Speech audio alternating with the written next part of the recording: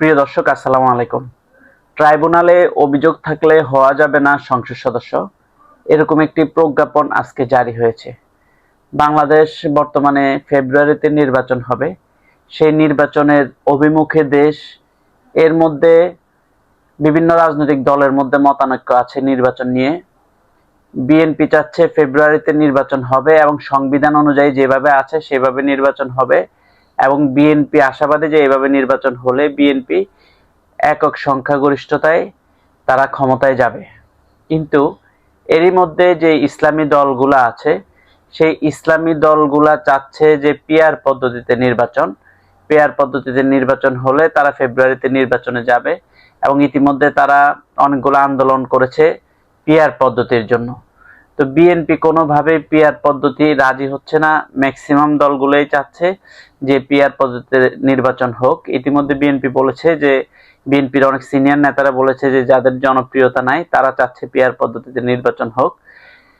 এখন এরকম একটা পরিস্থিতিতে এখন পর্যন্ত ধরে নেওয়া যাচ্ছে যে ফেব্রুয়ারিতে নির্বাচন হবে, সেরকম একটা রোডম্যাপ ঘোষণা হয়েছে। কিন্তু ইসলামিক যে দলগুলো আছে এই দলগুলো এই রোডম্যাপে রাজি নয়। তারা হলো পিআর পদ্ধতিতে নির্বাচনের পক্ষে। এরকম একটা মুহূর্তেই কিন্তু আজকে যে নিউজটা হলো, সেই নিউজে যদি ট্রাইব্যুনালে কারো অভিযোগ থাকে কারো উপরে, সে অভিযোগ থাকলে সে আর নির্বাচনের সংসদ সদস্য হতে পারবে না বা সংসদ সদস্য পদে দাঁড়াতে পারবে না, লড়তে পারবে না।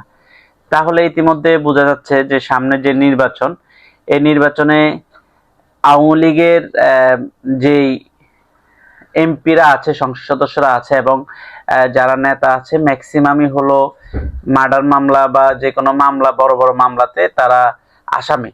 তাহলে তারা ম্যাক্সিমাম সংসদ সদস্য এই নির্বাচনে অংশগ্রহণ করতে পারবে না, এরকম আজকের যেই নিউজে আমরা ধরে নিতে পারি বা এই নিউজে বোঝা যাচ্ছে। তাহলে আগামী নির্বাচন আওয়ামী লীগ আপাতত কার্যক্রম স্থগিত আছে। যদি আওয়ামী লীগ আসেও, নির্বাচনের মাঠে যদি কোনোভাবে আওয়ামী লীগ আসেও, তাহলে যে সংসদ সদস্যরা আছে যাদের নামে মামলা আছে, ট্রাইব্যুনালে অভিযোগ আছে, তাহলে তারা তাদের নির্বাচনের মাঠে তারা আসতে পারবে না, লড়তে পারবে না।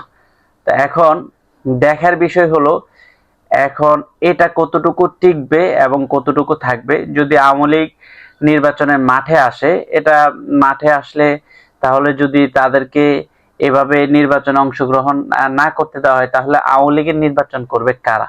এটা একটা প্রশ্ন কিন্তু থেকে যায়। তাহলে হেভিওয়েট বড় বড় নেতারা কিন্তু আওয়ামী লীগ থেকে বাদ পড়ে যাবে। তো এখন পর্যন্ত এই নিউজ পাওয়া গিয়েছে। এখন দেখা যাচ্ছে যে এটা থেকে স্পষ্ট বোঝা যাচ্ছে যে আওয়ামী লীগের বিগত দিনে যারা এমপি ছিল এবং হেভিওয়েট নেতা ছিল, তাদেরকে নির্বাচনে আসতে দেওয়া হবে না। যদিও তারা স্বতন্ত্র থেকেও নির্বাচন করতে চায়, তারপরেও কিন্তু এই অভিযোগের কারণে তারা কিন্তু মাঠে আসতে পারবে না। তাহলে মোটামুটি ধরা যাচ্ছে যে আওয়ামী লীগ যাতে নির্বাচন না করতে পারে, এবং যদি আওয়ামী লীগকে নির্বাচনে আসতেও দেওয়া হয় লাস্ট মুহূর্তে, তাও যাতে করে আওয়ামী লীগ নির্বাচনের হেভিওয়েট ক্যান্ডিডেট যারা আছে তারা যাতে মাঠে না দাঁড়াতে পারে, এরকমটা আজকের এই ট্রাইব্যুনালে যে অভিযোগ থাকবে সেই অভিযোগের ভিত্তিতে কিন্তু তারা মাঠে নির্বাচন করতে পারবে না। তো শেষ পর্যায়ে যদি ফেব্রুয়ারিতে নির্বাচন হয়, তাহলে ধরে নেওয়া যায় যে জামাত এবং বিএনপির মধ্যে যে কোনো দল জয়লাভ করবে এবং তারা সরকার গঠন করবে, এরকম একটা সম্ভাবনা কিন্তু রয়েছে। তো এটা আসলে কতটুকু বাস্তবায়ন হবে সেটা ডিসেম্বরের পরে জানুয়ারি ফেব্রুয়ারিতে যখন ফেব্রুয়ারিতে যখন নির্বাচন হবে, সেটা তখনই বোঝা যাবে। সে পর্যন্ত সকলকে অপেক্ষা করতে হবে।